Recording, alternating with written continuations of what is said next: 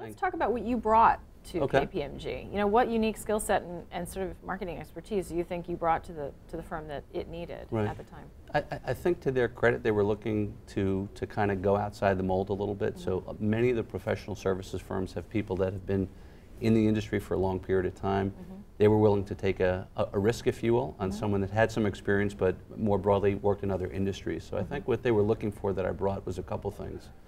A tremendous amount of non-professional services experience from firms like AT&T and American Express, Colgate, Xerox, a bunch of other ones over the years.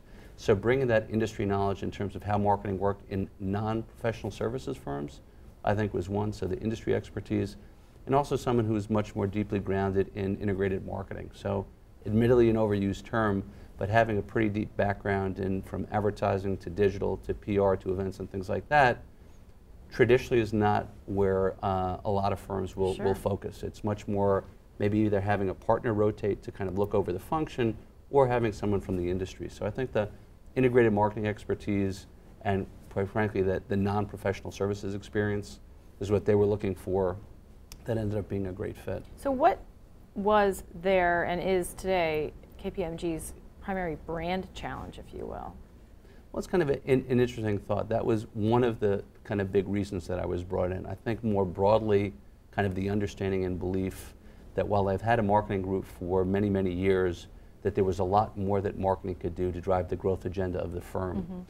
As part of that growth agenda, brand was a key part, and for the most part with a lot of professional services firms, they feel the partner is the brand, and in many ways that person is because they're the primary face to the client every day. But there really hadn't been a lot of rigor in terms of looking at brand positioning, brand tracking, brand activation, both internally and externally.